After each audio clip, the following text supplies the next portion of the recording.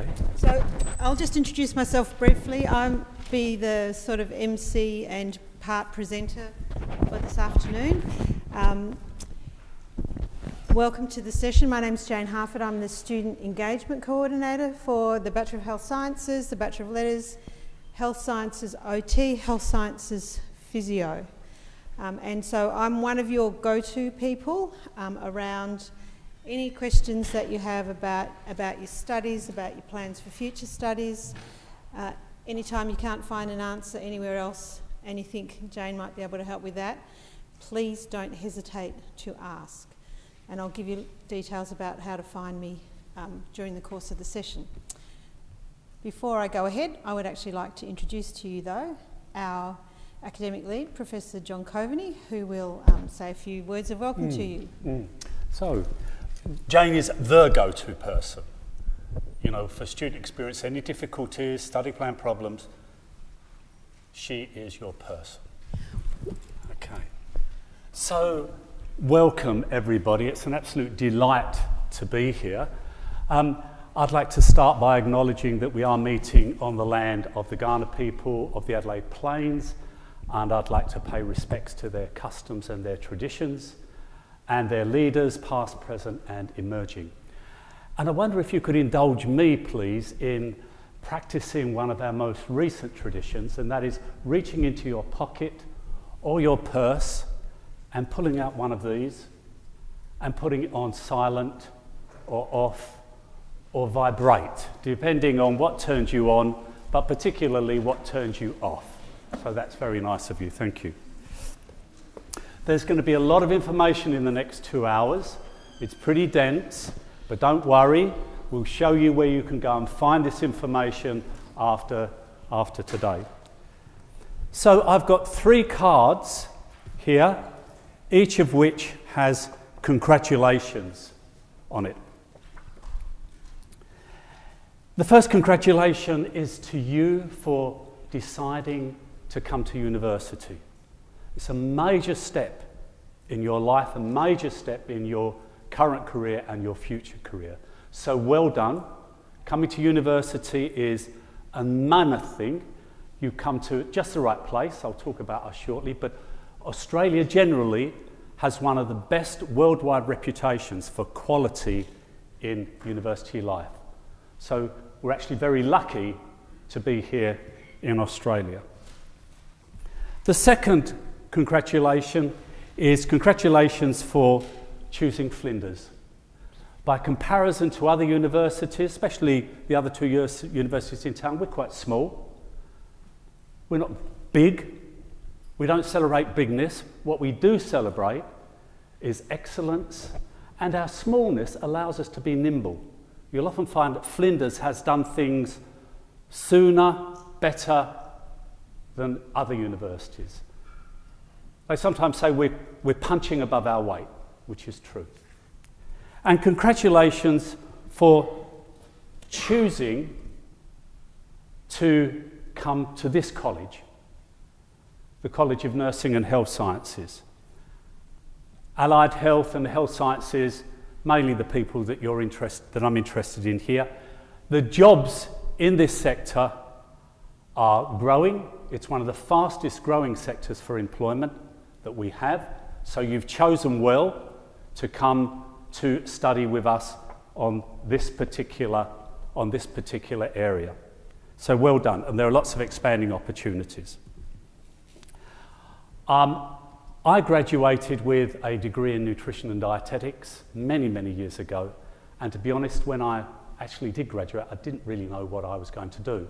But I've ended up working in hospitals, I've ended up working in health centres, I've ended up working in policy, I've ended up working in community. I even was able to do a 2-year stint in Papua New Guinea. So that was my passport to a very, very rich career. And that can be your passport as well when you graduate from your particular discipline. COVID has been with us for almost a year now, and when it first hit, the initial shock was amazing. We had to close down the university, we all had to work from home, and that was a major, major change for us. But you know, it wasn't all bad.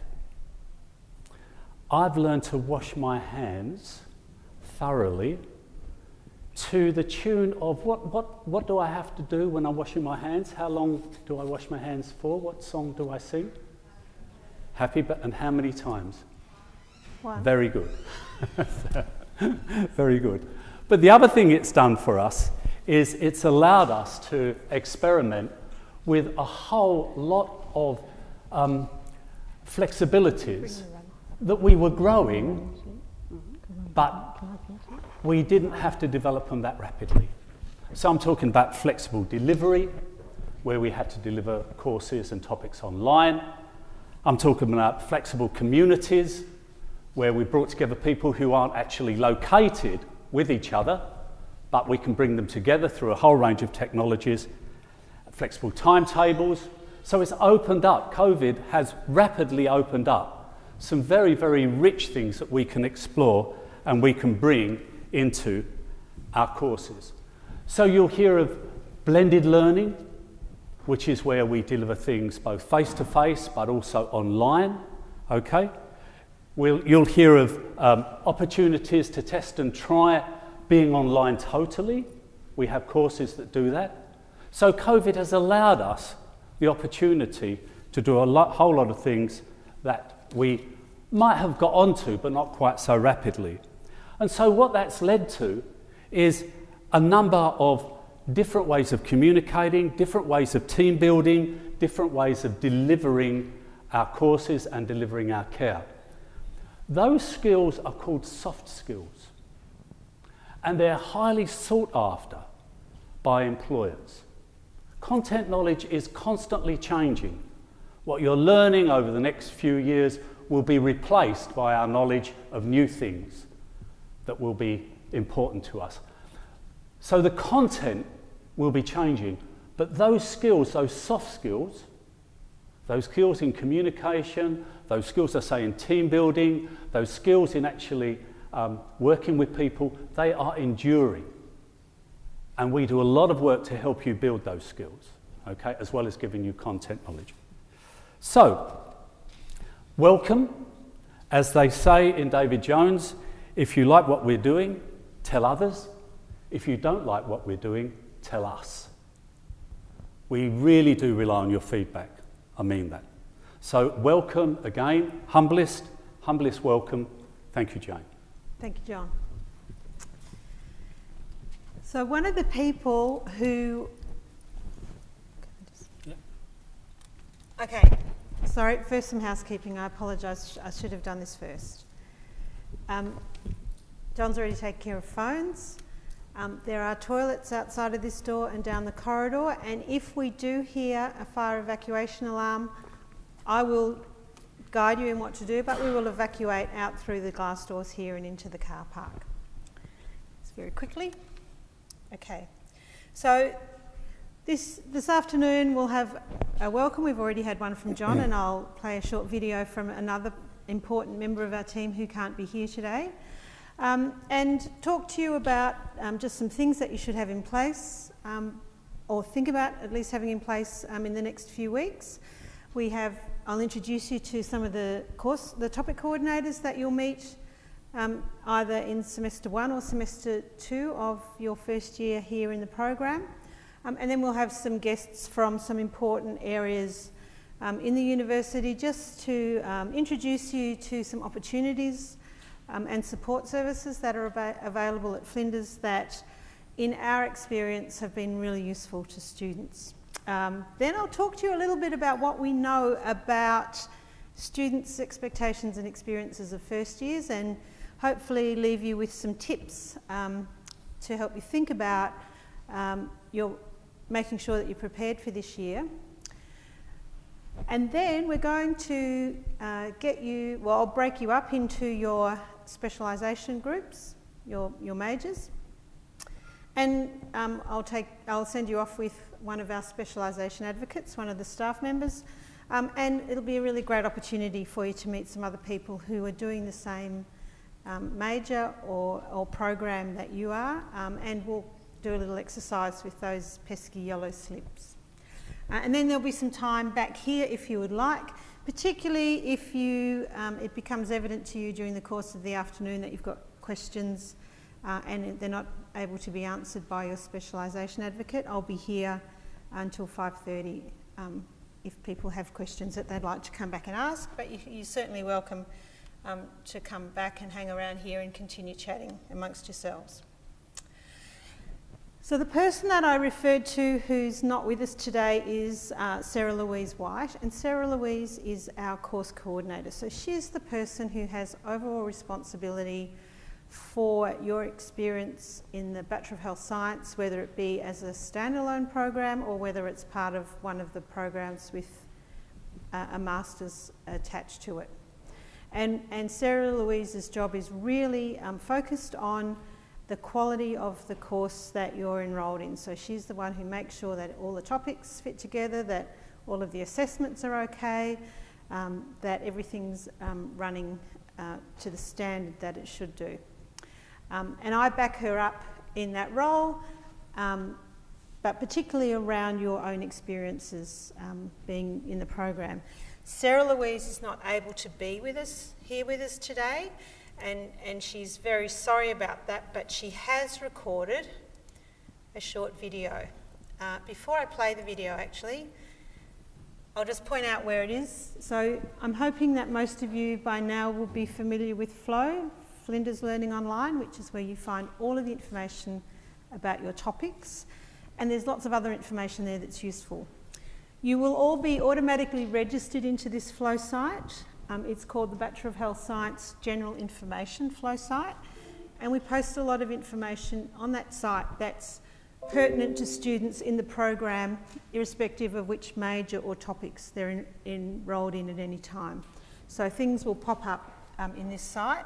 It's also a good site to go to for general information. Then, if you've got a question, you may be able to find the answer there.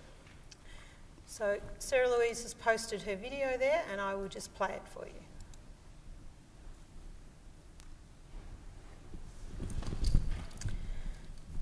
The course coordinator of Bachelor of Health Sciences. Sorry, I'll go back to the beginning because we didn't have audio. Hello and welcome. I'm Sarah Louise White, the course coordinator of Bachelor of Health Sciences, and it's my great pleasure to welcome you into our programme, our college, and into the Flinders community. I'm very disappointed that I'm unable to be with you today, but I know that you're in very safe hands with the rest of the Health Sciences teaching team. I look forward to teaching you in Health 1004, Human Bioscience, either this or next semester. I do hope that you enjoy the rest of our rotation and our week, and I look forward to meeting you in person very shortly. Scruffy copy of some documents which, can you read what that says in black? New course, the Bachelor of Health Sciences. And that's because over the past 2 or 3 years we've been working on streamlining our course so that we now have these specialisations. There are 8 of them. How many people have come today with the enrolment in therapy studies? Can you put your hand up? Great, lovely. How many people have come with an enrolment in the specialisation for ageing? Somebody there? That's good. How many people have come with specialisation in health promotion? Okay. How many people have come without a specialisation? Put your hand up. That's great.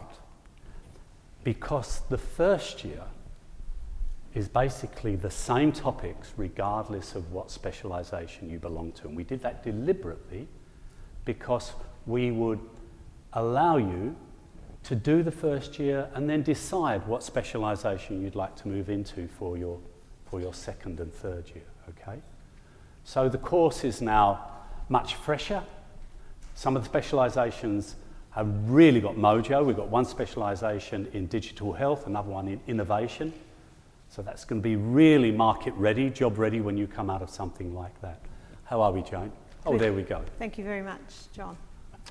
So, I don't know how far down the list you got, John. I think I got to innovation, but here we have the whole display. Okay. So, we've got any neuroscience and physiology people in the room? Yes, there is a few, so yeah. Good, great. Innovation? Yeah. Not yet. I Not think yet. after I the think first year, that's going to be a crowded market. Psychology. Yep. So there are more people in each of your specialisations that are here today. And of course, we've got students from the health sciences, occupational therapy. Yep. So you guys have already just had a session with Elise. Good. And health sciences, physiotherapy. Yep. Okay. Great. Fantastic. Good to see a nice spread in the room. And is there anybody here who's doing letters? No? So they're mostly online people, so that's okay. So you can see that in the health science program there's students looking at a wide range of specialisations. And many of you are here because you're wanting to complete undergraduate coursework to apply for postgraduate programs as well. And our program is specifically designed to support you for a range of postgraduate programs in health at Flinders. So if that's one of the things that you're interested in, it is worth having a chat to me or to Kate, who I'll introduce in a minute, and we can advise you about which topics you should be selecting, which is the best specialisation for you to achieve your goals.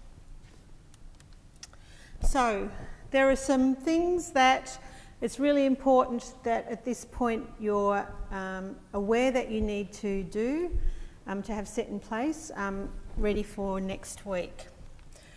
So student ID cards, that's your passport to many of the things that are valuable to you as a student, using the library, getting access to spaces around the university, and also of course being able to get student discounts, which particularly when you're studying full-time are quite important. I'm hoping that everybody has enrolled in their topics now. If you are not sure about your enrolment or it's incomplete and you've got some questions, either Kate or myself can help you with that.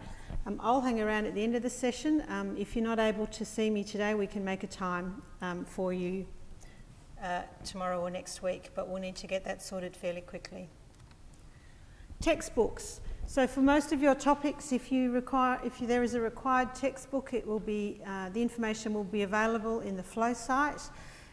Students often wonder about, it's not supposed to happen. Wonder about whether they should get textbooks. There are often some available in the library, but they are okay as a backup, but they are no substitute for having one of your own. So if there is a required textbook and you can possibly purchase your own copy, I do recommend that you do that. You will have noticed that there's signs around the place about car parking. Car parking has traditionally been a big issue at Flinders. It will be interesting to see now that we've gone online with lectures whether that continues to be an issue. Parking's free this week, but you will need to pay for parking once semester starts. So be really clear on your need to do that, and I'll give you some information about the app that you can use if you wish to. It's the way that most students pay for their parking. And it needs to be paid for if you're here from 9 to 5, Monday to Friday. You may find that early in the semester you won't easily get a car park right next to the buildings. You might need to park a little bit away. So for the first few weeks, I would recommend that when you're coming on campus that you arrive a little bit early, just in case you do need to park a distance away and walk. There is a loop bus. Many of you will have topics, classes up on the main campus in chemistry and biology. It's a beautiful walk. If you have time and the weather's fine, I do recommend walking across the hill and across the bridge to the main campus. But there is obviously going to be times when that's not practical. The university provides a loop bus that does the loop around the university about 3 times an hour. There is an app where you can see where the buses are, and I'll give you the details of that before you go today as well. There used to be a fairly strict timetable, but they're not advertising a timetable this year. So I don't know if they're free-forming, but you can use the app anyway to see where the buses are. Scholarships.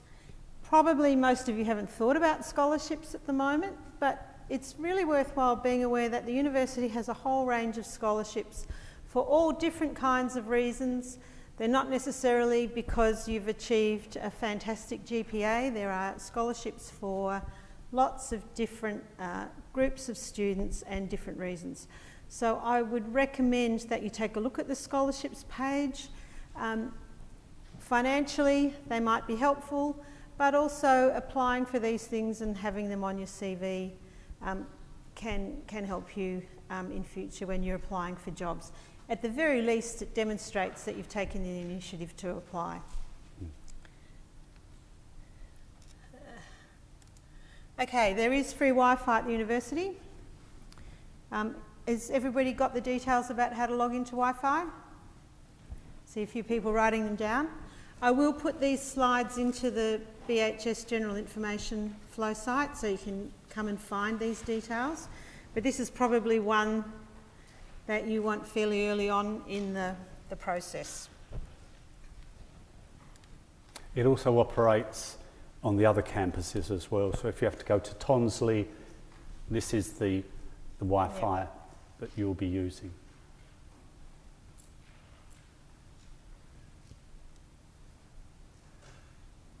Okay, everybody's got that? Okay. Another resource that I recommend that you take a look at in the next few days or over the next week is the resource in Flinders Learning Online called Finding Your Way at Flinders.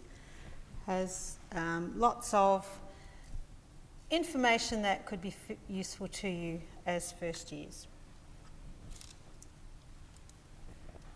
Okay, and if you can't find what you need and you think it's a fairly general university thing rather than a very course-specific question, there is a web page that the university has where it has lots of support resources for students. And that's been built up over years based on questions that students have asked and things that students have identified that they'd like information about. So there's a good chance that you'll find something useful there. Again, if you don't, you're quite welcome. If you don't find what you're looking for, you're quite welcome to come to me. I'll see if I can help you find it. Oh. Okay. Traditionally, universities have a 1-week orientation program. An O-week has everything packed in, and then classes start and you're assumed to be orientated. Last year at Flinders we started a 4-week orientation program, so you'll see that each week the university will roll out activities and information for you to help you settle in to your time at Flinders.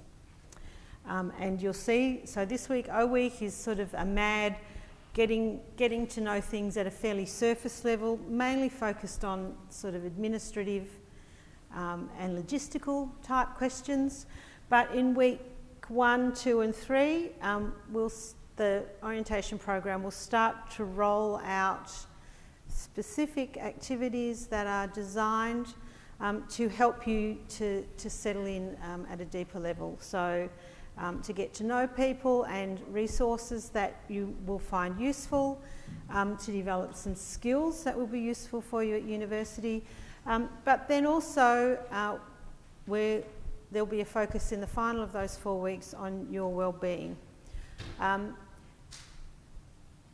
Most of you probably had a pretty tough year last year, and if you're in year 12 in particular, it was pretty stressful being interrupted by COVID. Coming to university is stressful, and In fact, for those of you who are 18, 19, 20, actually that's pretty stressful too. So we know that and many of you will be balancing study with work, study with families and work, and it's really important. It's a really strong priority and focus for us to support you to maintain your own well-being. And the university rolls out a lot of resources to do that. And in fact, part of my role is to pick up and work with students when their well-being is affected by their study or their well-being is affecting their study. So it's a really important focus for us. We want you to be happy and healthy as well as successful at your studies. Oh, I'm sorry, I'm used to pressing. Okay. And there is a whole video library of orientation videos, so you might want to scan that and have a look to see if there's anything there that is useful to you. The university also has mentoring programs. So some of you will have been here yesterday and today and seen the O-Guides who've been involved in the O-Week program, meeting with students and taking students on tours of the campus. But there is also mentoring programs that are available both to on-site and off-site students. Those programs get a really good report back from students. So if you think it's something that you would like to be involved in, I do recommend them. Okay, I think from when I asked, you all had flow under control, or at least knew where to find it. But I do recommend that you look and see what resources, apart from your specific topic resources, are available on Flow. Okay, enough from me. So some other people who you will meet this semester, and if not this semester, next semester, are here to briefly introduce themselves to you. And I'm going to ask them. So Sarah Louise obviously is not here. Sarah Louise will coordinate the human bioscience topic, which is the first year essentially biology topic that you'll all need to do. So we'll move on to Tori. Thank you, ma'am. I turn that on? Okay. Hi, everyone. I'm Tori Llewellyn.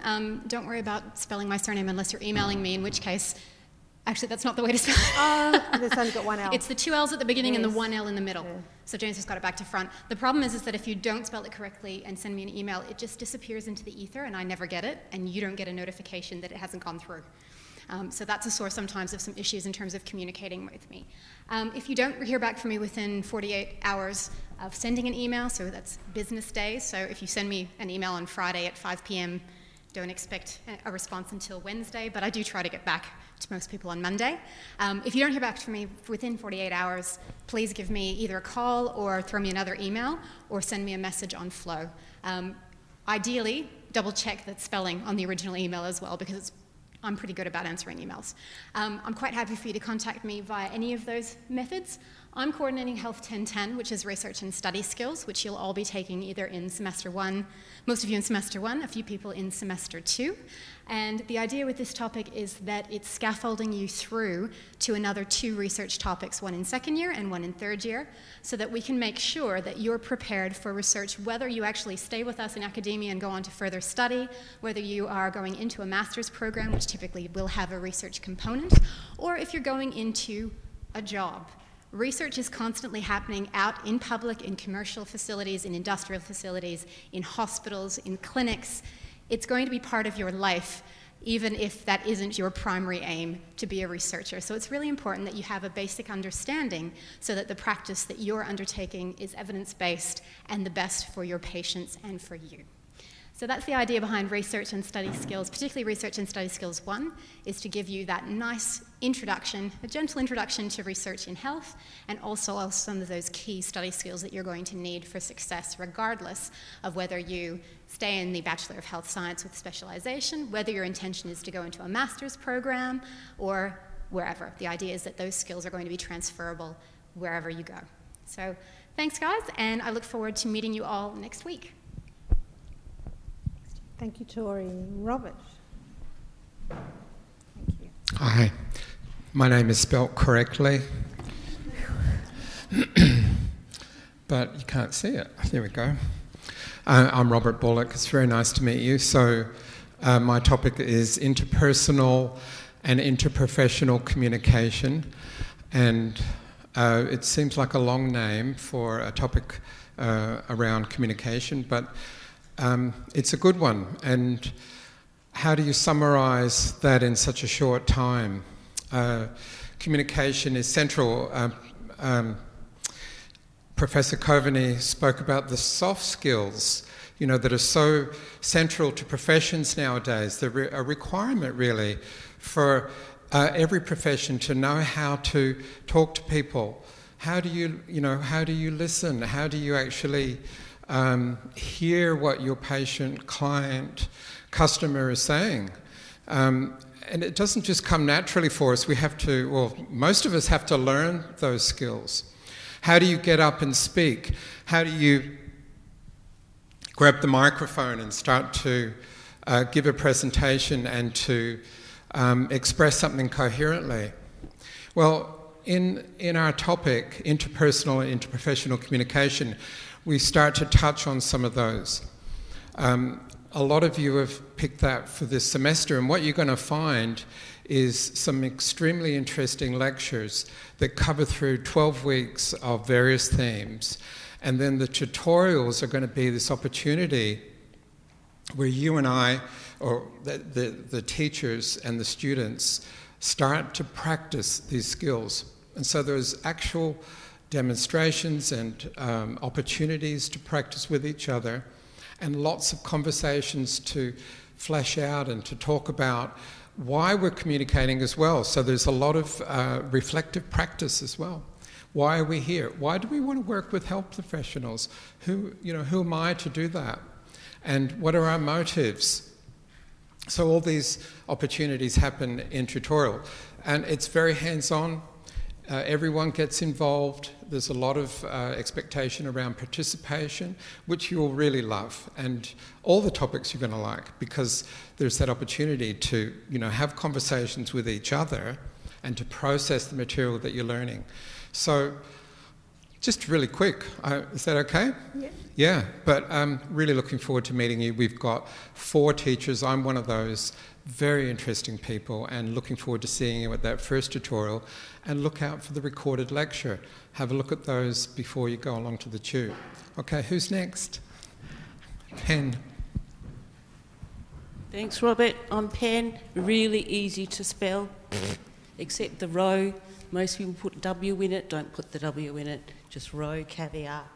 See? Only the best. Only the best. Now, I look after 1306, which is Contemporary Health Issues in Australia, which is a very broad, landscapey view of health and illness in Australia. It doesn't teach you particular competencies or anything that you're really probably more interested in learning, but it tells you about the importance of having that landscape that where you practice. So that context, that framework is challenging, because it's lateral thinking, it's making connections, learning for yourself of how things piece together. I rely on Robert's topic to teach you how to talk to us, each other, to communicate your thinking in terms of assessment pieces. I rely on Tori's topic to teach you study skills, and so, most of my work's covered by them. No, that's not quite true. But you're all internet connected within the topic, so see you Monday, 9 o'clock. She sells herself short. When you do Pen's topic, you'll have really useful skills to start understanding a lot of the debates that you hear about in the media about what's going on in health and healthcare, and also help you to understand what's going on in your organisations when you graduate. So don't let her be modest. Okay, so now the other person who you may see in your topics is Tanya Searle, who will be coordinating the Indigenous health topic. Again, unfortunately, Tanya couldn't be with us today, but she will catch up with you if you're in that topic in semester 1 during the course of the semester. Now, there's some other people that I'd like to briefly introduce to you who are part of our teaching team, who you may not see in first year, but who you may see around the place. And they were fairly keen to come and introduce themselves to you. You will definitely see them in second year. So the first of those is Ivanka Pritchard. Hello, so I will see you in second year in relation to health, a psychological perspective, where we'll learn about some of the individual influences in relation to the mind and the body that influence someone's health, their health behaviour, their responses to illness and their responses to wellness. So I look forward to that in second year, and then you may see me again if you develop an interest for research in the honours program that we have in health, but that's not until year 4, so I don't want to preempt things too much yet in that space. Are you happy if I just hand over to Jessie? Thanks. Hi, I'm Jessie Shipman, and you will come into my topic in semester 1 of next year. And so the first year topics give you all of the fantastic building blocks that we then build on in second year. And so Ivanka's topic obviously covering the psychological aspects of health, and the topic that I'm coordinator for is critical social analysis. And so we look at the sociological approaches to health that really complement and round out the biopsychosocial model of health that we build through your degree. So you'll see me in a year's time, but I really look forward to welcoming you into that topic next year, and I'll just see you about the corridors this year, and congratulations on starting a fantastic program. So you have heard me mention Kate, and some of you have met Kate earlier today. So Kate is our course and enrolment advisor, and to be honest, John said I was your go-to person, but actually for a lot of things, Kate's your go-to person. I can manage some things, but she really nails them. So she's going to tell you about her role. Okay, hi everyone. So I work on the other side of things, which is in the professional space, so with our student administration services as part of the college. So you may have been down to where the cafe is. We have a big college front down there, which is like our front office. It will have a big sign, College of Nursing and Health Sciences. So you can pop in there anytime for any general questions you've got. If you're sort of feeling a bit lost in your first few weeks, we can direct you around. Just all your general queries. We do have some computers there that we can help you out with as well. So as an enrolment and course advisor, any study plan issues that you have in the first instance, we'll take a look at. So perhaps you're looking at withdrawing and you want to know the impact. Having prerequisite issues, wanting to go part-time, looking at a different specialisation or pathway, potentially moving into one of our other programs, and just making sure you're on the right track. So any credit if you've come from elsewhere as well, we can help you out with that too. One of the best ways to contact for you and for us is through Ask Flinders, which is on your Opta, is that there? Yep, so on your Opta dashboard. That way you get a case number and it's all recorded in the system. You can always reopen it in the future. You don't have to worry about losing an email or it sort of disappearing. If we need to contact any of the academic team, we can include that all within that one case. So you've sort of got it all in the one spot and it will stay there. So that's a really good one as well. Yeah. Thank you very much. Can I pass the microphone to Kirsty? Oh, yes. Okay, Kirsty. So that's all of the staff who are going to talk to you for now. I mentioned at the beginning of the session that there are some groups around the university who it will be really useful for you to know about from the beginning. And one of those groups is the Flinders University Rural Health Society. And we're lucky to have one of the co-presidents here today just to introduce the society to you. So, fantastic. Do you have the link to yes. Yes, I do. All right. So hi, my name's Kirsty. I am the co-president and I'm the allied health co-president. So I currently study medical science, doing a combination of second and third year at the moment. It's a nice degree to do that gets you in a little bit of allied health, so it's a similar degree to you guys, and it means that we all fit into this nice little allied health umbrella. And then we get together with the nursing students and the med students. And we get to do a whole heap of really fun activities, and some that you probably wouldn't normally do under your degree. We do things like plastering night, we've done like cannulation stations, so it's a lot of fun. It's designed to expose students to rural health. It's a federally funded group, so most of our events that we do are really cheap. So watch the video, see what you think, and if you have any questions, just ask.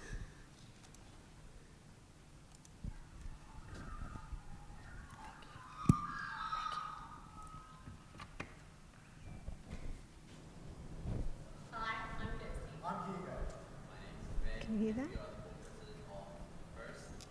So FIRS is Flinders University Rural Health Society, and FIRS is all about giving students the opportunity who have an interest in rural or country practice to get exposed to it. So we run events all over the year, which is all about giving you guys a little taste of the country.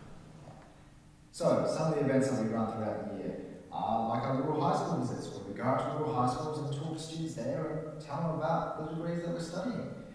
Great thing about it as well is you also get to see lots of attractions the state has to offer, like the Big Orange Arm, the Riverland, and the painted silos of Canalman. Other events we run as well are experiences of the Royal Flying Doctors, where some people even get to go on the ride-along program with them. We always have our plastering night and wilderness health night, where we have the snake catchers come over to talk and tell and show us all the snakes that they catch over the years. We've got a quiz night coming up this year, as well as a new Riverland camp. So great things coming.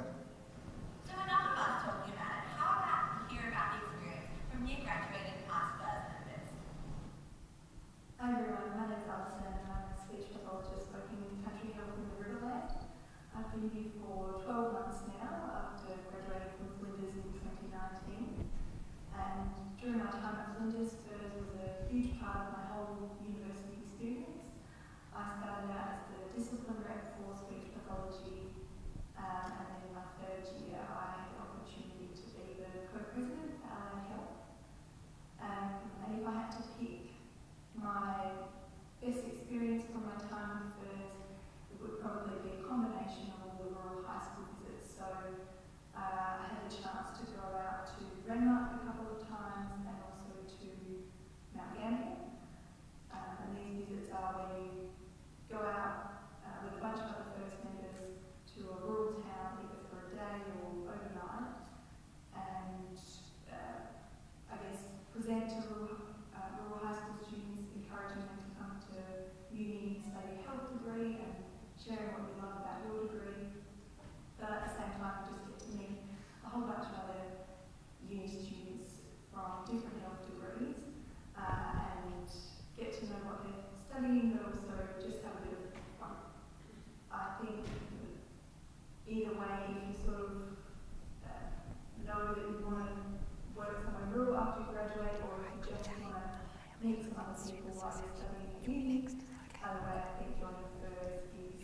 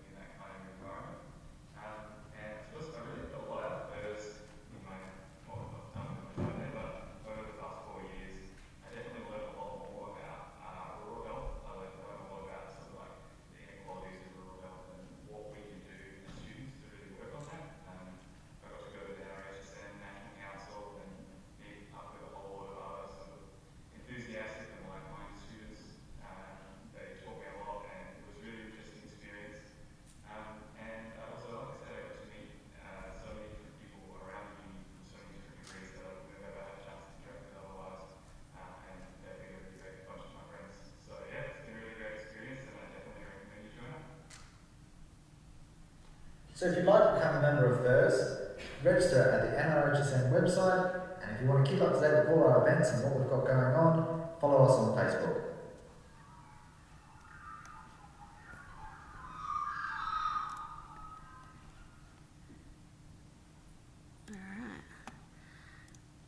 Oh, thank you.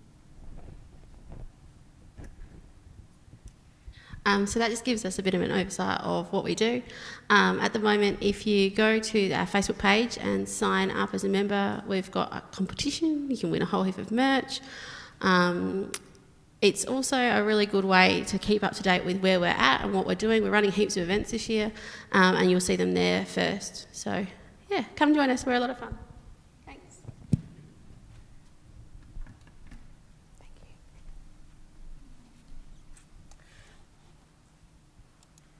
If you're at all interested in rural practice as part of your experience when you finish your studies, FIRS is a great place to go and to make some networks and to have some experience if you're not from a rural area. And I guess I would just point out that rural areas are often where the jobs are. So it's really worth thinking about. Our next speaker is from the Flinders University Students Association, and this is a really important group around the university. I would bookmark their page on your computer because they can be a really valuable resource. Oh, you want to plug it in? Oh.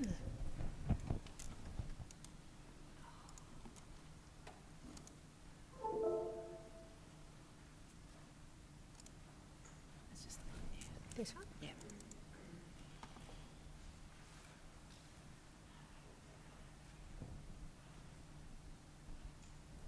This piece is not designed to be nimble. Okay, there you go. Yeah, I do. Hi, I'm Helen. Can you hear me? Yep. I'm Helen from the Student Association. I'm one of the advocates within... No?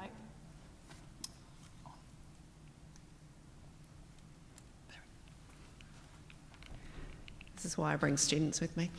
I'm Helen. I'm one of the advocates within the Student Association, and this is Sean, who's this year's student president. So Sean's going to talk a little bit about the Student Association, and then I'll talk about the advocacy service. Hello everyone. So as Helen said, I am your 2021 Foosa student president. My role is to advocate for you and work for you wherever possible. Foosa is funded by your SAF fees, so I think it's around $120 a semester you pay. A lot of people defer it onto your HECS, so you probably don't remember paying it beyond your first semester and deferring it onto there. But that equates to funding what Foosa does, and I think in total it reaches about $2.1 million. So we distribute your money essentially back to you, and that's our job as we work for you as your student association. So our main goal is to give you the best university experience, and we fill in the gaps between all of the things that happen outside of your study, but also help you with your course and degree and advocate for you.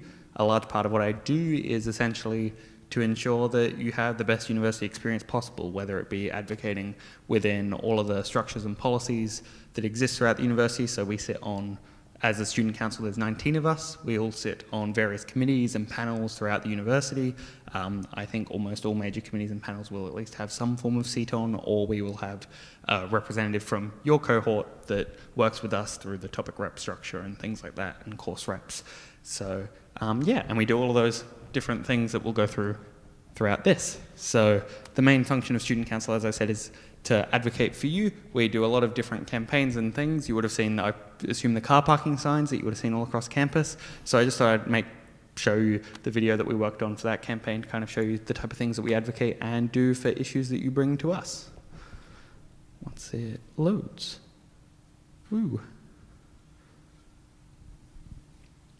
We are calling on Flinders University Vice Chancellor to revoke changes in car park prices. Following over 1,000 petition signatures in 1 week from the announcement, students and staff have spoken out about a surprise price hike for those who choose Flinders as the place to study or work. Flinders University announced a campus car parking price hike. from $200 to $420 for students and $200 to $1,300 for staff. These price hikes are effectively pay cuts for staff and fee increases for students, making parking unaffordable for many, but also significantly jeopardise the safety of students, especially those forced to walk or take public transport after dark. We are calling on the Flinders University President and Vice Chancellor, Colin Sterling, to stop the massive parking price hikes, implement a concession rate for low-income earners and healthcare card holders, allocate a minimum of $50,000 worth of parking permits for students accessing financial assistance, increase Flinders Blue Bus services after hours and outside of semesters, and allocate a further $50,000 worth of financial assistance for students with disabilities who do not qualify for a South Australian disability parking permit. So please, sign the petition, help us make Flinders a place all students can participate in, and stop the parking price hikes.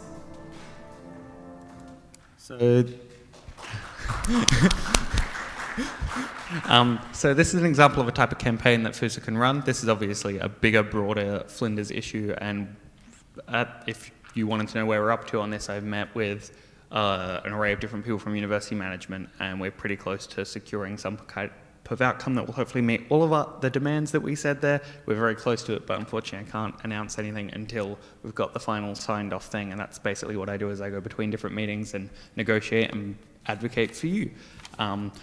I also want to say that it's not just big things like parking. We also do smaller things and work within committees. So, for example, the new assessment policy that came in on the 1st of January, that policy, we worked hard over about 3 years to help design that with the university to ensure that things like participation in classes, attendance in classes as opposed to a participation is not graded, so if you miss a class you don't get penalised and things like that, instead focusing on making sure a policy that works for you to get the best learning outcomes as opposed to meeting as many tick boxes as possible. So we do a lot of things in that area as well, but also any social and broader university life issues we work on. We work on our Be a Better Human campaign, which is like our consent campaign. So whatever issues you face and want to have an interest in, come to me and our team, or come and be involved with Foosa in any way possible, because that's the way that we can make changes, only if you let us know, because half the time I can't be across all 23 to 25,000 of you each year, so the only way we can do this is if you come to us with your issues and we can help you out. I just quickly wanted to mention also the 90 plus clubs that we support, and a lot of those end up, if there's a club of a particular interest, whether it be to do with your degree, which you probably had the related clubs come past earlier in the presentation to talk to you, but we fund them with $1,000 each year, or our academic associations get $2,000 each year from Foosa, and then we also fund them with pool funding for particular grants and set up a week and things like that. Now I'll pass on to Helen. Hi. So I'm from Student Assist, which is the advocacy service of the Student Association. There's 3 of us, myself, Josh and Ali. It's a completely free, independent and confidential service. So any enrolled student can access us. The email address on the screen is a confidential email address. It just goes to the 3 advocates, and appointments can be booked either via phone or by the link from our website. So it's our role to be across the university policies and procedures that affect you with your studies. And if you come across something that you don't understand, we can interpret those policies and let you know what options are available to you. The video hasn't worked all day, so I'm not going to try. These are the most common reasons that students come to see us. You might be unhappy with a grade that you've received for an assessment piece or for a final topic grade. There are options available within policy, and we can explain those to you. Your first option should always be to go and speak to your topic coordinator and see if you can resolve it informally, which often is the case. If you still don't agree, then come and see us and we can help lead you through those options. We attend academic integrity meetings with students and academic integrity officers. Sometimes students have difficulties dealing with a staff member, and we can just help with some strategies that may make that easier to navigate. As I said, we're across all of the policies and procedures. They're lengthy, they're boring. We'll interpret them for you. and give you your options. We also help if you get a letter about your study. Sometimes things go wrong while you're studying and you might get a letter about your progress through that degree. We can help you respond to that letter, and also in some instances if you've had personal issues or you've been unwell, there are other options to have those topics removed from your transcript, which then often resolves the issues. Sometimes you'll have placements and things don't go to plan. We can also help with placement issues.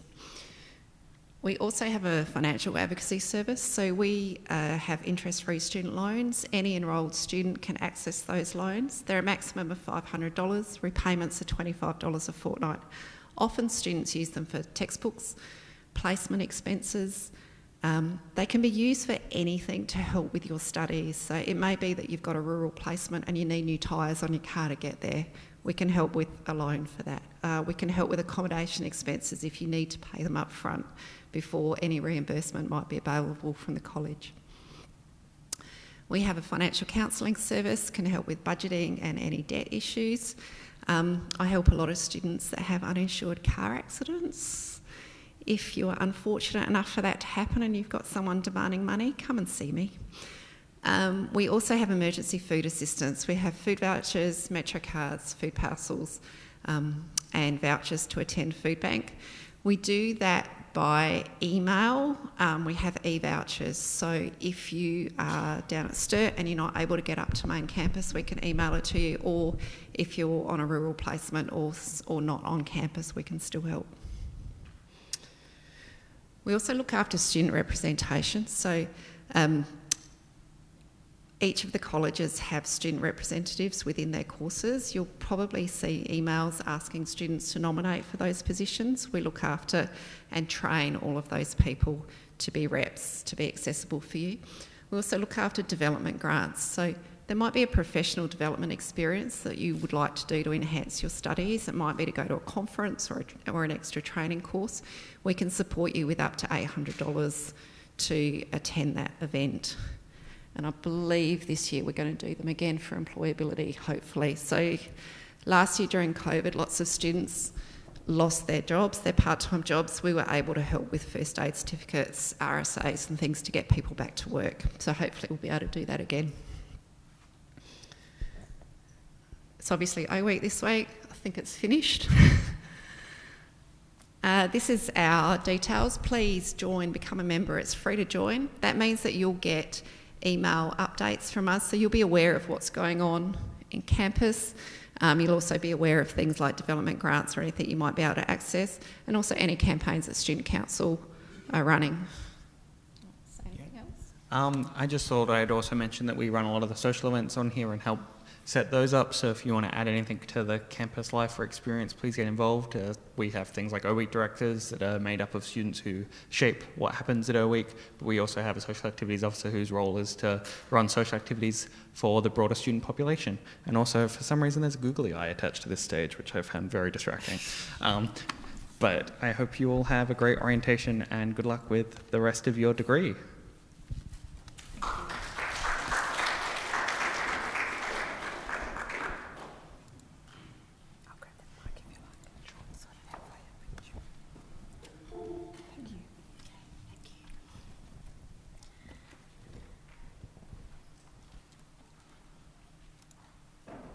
Okay.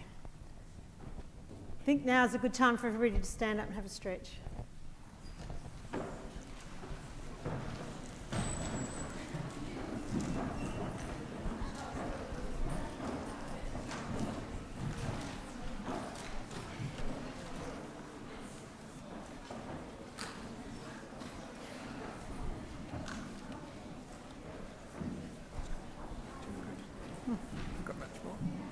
Hope not. We're supposed to be going to 4 or 3:45ish. Actually, we're ahead of time, pretty much. We're ahead of time. That's good. That's great.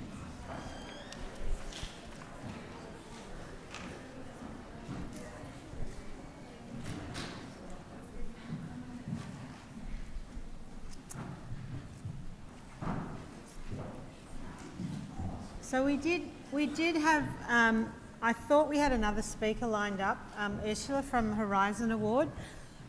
She may have got caught up with other things, so I'll just speak briefly. So Horizon Awards are a program that the university offers for you to do some professional development in addition to the work that you're doing in your degree. And Horizon Awards are a really great way of building a CV of employability skills that complement the work that you're doing in your degrees. So again, one of the recommendations that I would make to you is to have a look at those Horizon Awards and think seriously about being involved in them. You can just take Horizon modules because they're of interest to you, but you can build points, and they have a system of bronze, silver and gold achievement for Horizon Awards as well. And so if you're looking to build a competitive CV for when you graduate, I can recommend that you look at that.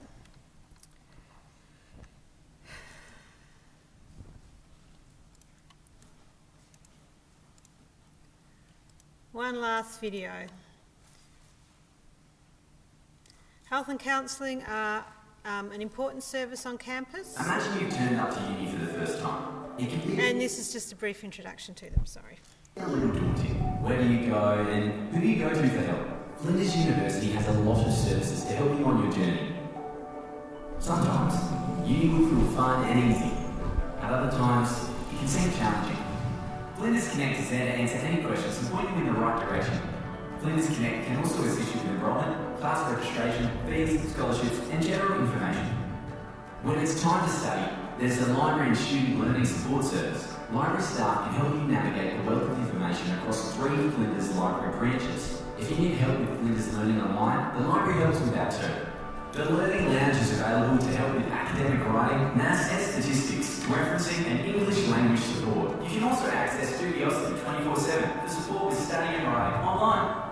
Everyone is welcome at Foosa, your student association. Foosa is home to the Student Council elected annually by students like yourself. It's their job to represent your rights and interests. They host lots of events on campus and are home to many clubs and societies for you to get involved in. Foosa also produces the student magazine Empire Times and offer free and confidential financial and academic advocacy. Flinders has more than 3,000 international students from over 80 different countries. International Student Services is the first point of contact for all onshore international students and offers a range of programs supporting your enrolment, study and social life. The Younger Ready Student Engagement Team provides support for Aboriginal and Torres Strait Islander students. This includes academic, pastoral, financial support and advocacy, scholarships, orientation, a culturally safe study space, social activities and more. Looking after your mental and physical health is important. At Health, Counselling and Disability Services, students can access confidential appointments with qualified doctors, nurses, experienced counsellors and disability advisors. Oasis is a student wellbeing centre focused on supporting the social, spiritual, physical and emotional needs of all students. Careers and employability connection with industry, employers, career resources or advice and access to over 8,000 job opportunities each year. It also houses the Flinders Horizon Award program, providing unique opportunities and experiences to complement your studies. Let's keep in touch. Each week during term time, we send a newsletter called Ping, straight to your uni inbox. It's designed so you only see what's relevant to you. Let us know if you have any ideas or feedback to improve your experience at Flinders. The Student Ideas Gateway allows you to tell us how to help. To connect with any of the services mentioned, go to students.flinders.edu.au.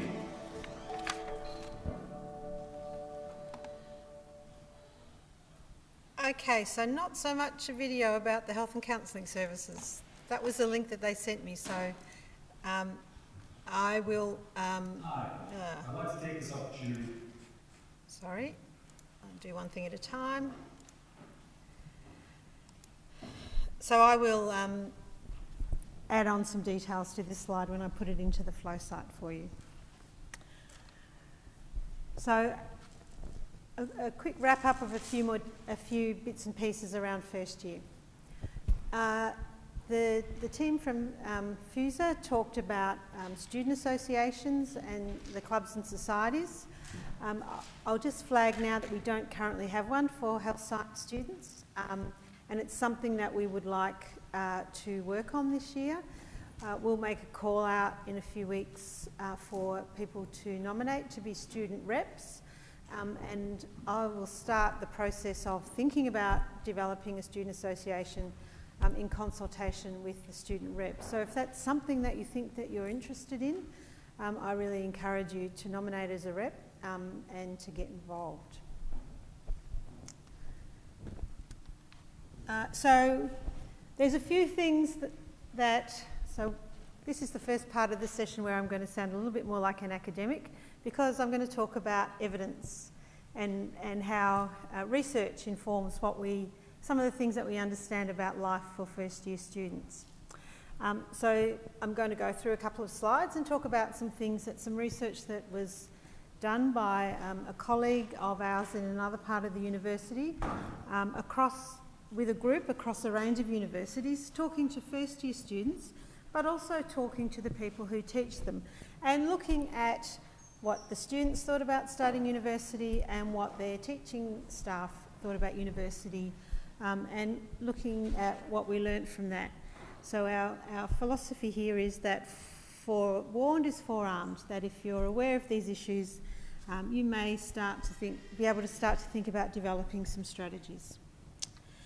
So this is the Student and Staff Expectations and Experiences project that looked at the gap between student and staff expectations.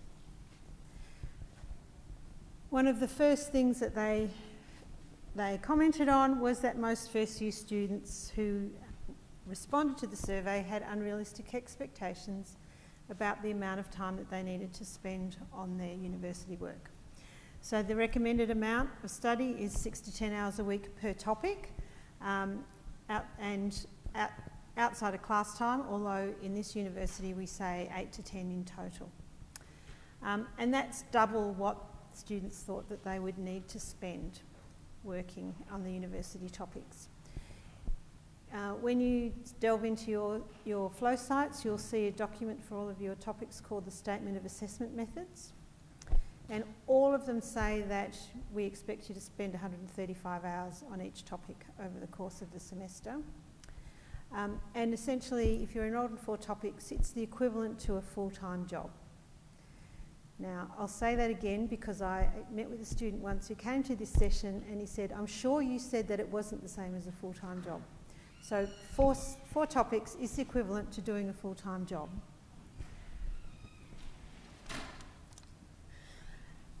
Over half of the people responding to the survey, students, said that school did not adequately prepare them for university. So don't be surprised if you find that there are things that you're not getting or you can't figure out, or you know that you're going to need some work on to be able to manage university. That is normal, that's what's expected, and that's what we expect. So I'll come back to it later, but when you recognise that things perhaps aren't working as well as they might for you, this might be part of the problem, and so it will be time to take stock and to think about, what do I need to do, what skills do I need to develop, what information do I need to pick up here so that I can function well.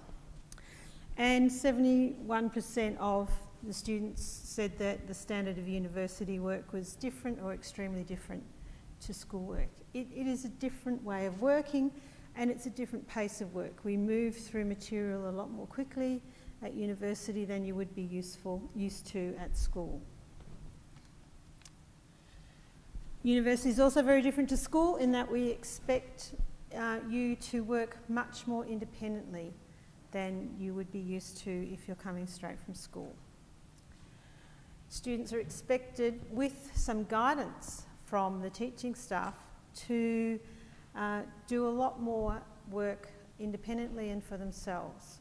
So we provide the scaffolding for you. I think one of my colleagues described it as we provide the nest for you, but a lot of the work you would do on your own. For many of you, you might only have 2 or 3 hours of contact time for a topic, and the balance of the 8 to 10 hours is work that you'll need to do independently. Although I do recommend that you start getting to know people and form study groups and find study buddies that you can work with and support each other. We will provide quite a lot of the materials that you need to get started on your learning, but most of you, for most of your topics, will need to do some independent research and independent learning. So keep that in mind. And Tori's still here. One of the key skills that you will learn in Tori's topic is how to do that independent research. So pay attention. Okay. So good students, what do we know? Motivation. So you're here, you've all jumped through some hoops to be here today. So we know that you're motivated. We know that there's something that you want to achieve from your studies. Organisation is really important. It's a skill, so it can be learned. So I can't stress too highly how important it will be for you to be well organised, to make good use of the time that you spend studying. If you're not well organised, you'll either not get the best out of your time here, or you'll spend far more time than you really need to on your uni work. So organisational skills: be organised, use diaries, use reminders, make sure that you read all of the documentation and you know what's expected of you when. Preparation. For most of your topics, you will need to do some preparation before you come to classes. And where that's specified, it's really important that you get that done. Otherwise, when you come to class, people will be talking about things that you can't engage in. You can't be involved in the learning in a way that will benefit you most. So do that preparation. Engagement. When you're there, be present, not on your phone, not chatting to your mates on Facebook. Commitment and drive. Look, we see plenty of that in students. We know that you've got that. Belief in yourself. One of the things that some of the research tells us about students at universities is that they get here and they can't believe that they actually did it. And for you guys, that's probably resonates after the year that you had last year. But you're here because you deserve to be here and you've got what it takes to succeed. And so we'll provide you with as much support as we can within the limits of our roles to help you do that. So we believe in you, and you should believe in yourself. And be willing to seek help. Not everything is clear and straightforward to everybody all the time, and in fact, quite often it's very foggy to many of us most of the time. When it's not clear, ask. My experience is one student asks a question in a class, I see several heads nodding because actually that was a really good question and a lot of people want to know the answer to that. So whether it's in class or privately with your topic coordinator or tutors, ask those questions. What else can help you? Make friends. So we'll break out into some groups in a few minutes and you'll get to chat to some of the people in the program that you're in, hopefully. Talk to family and loved ones about your studies, get them involved, okay? People can't support you if they don't know what's going on, so that's really important. Ask for help. Engage with your classes, do the readings, watch the lectures, go to your tutorials, your labs, your workshops, and get the most that you can out of those activities. It actually really helps to spend time on campus. I know Sturt's not as pretty as the campus up the hill, but it does have quite a nice vibe, and there are places around the campus that you can spend time with your friends or your study buddies or colleagues here. Make sure you allocate that time for study. Block it out in your diaries, make it sacrosanct. And when you're doing that, spending that time studying, make it count. And at the end of the hour or 2 hours that you've set aside, walk away from it knowing that you've put in your best and you've spent the time well. Ask for help. Time management. We all have problems with time management. It's linked to being well organised, but again, it's around making sure that you know what you need to do each week, making sure that you set out time in your diary, and then when you sit down to do the work, being really focused and getting the tasks done. We hate to say it, but if you're working full-time, if you're studying full-time, you probably need to make sure that you're limiting the amount of commitment that you have to outside activities. We say 15 hours a week is probably the limit for fixed commitments. We say work here, but that probably includes things like sporting commitments. It's really easy to overload yourself and not have space in your life for proper downtime. So I know that work will be an economic necessity for many of you, but really think about whether or not the amount of work that you need to do is a good balance for the amount of study that you're enrolled in. And finally, ask for help. Okay. There's a few more slides there that are for information. I said there were some apps that are really important. These are the 3 that you will find most useful. Lost on Campus is an app that you can use to find buildings. It won't help you to find a room, but you all have a map of the Sturt campus in your canvas bags that has details about where to find rooms. The Bus Minder app you can use to see where the bus is on its loop, or the 2 buses on their loops, to see when a bus is coming so that you can plan to be there and catch it if you need it. And the parking app is the app that you will use to pay for casual parking. So there is an option to buy a semester or a year-long parking permit. It's quite likely that for most of you it's more economical to pay for parking as you arrive on the day, and you need that app to be able to do that.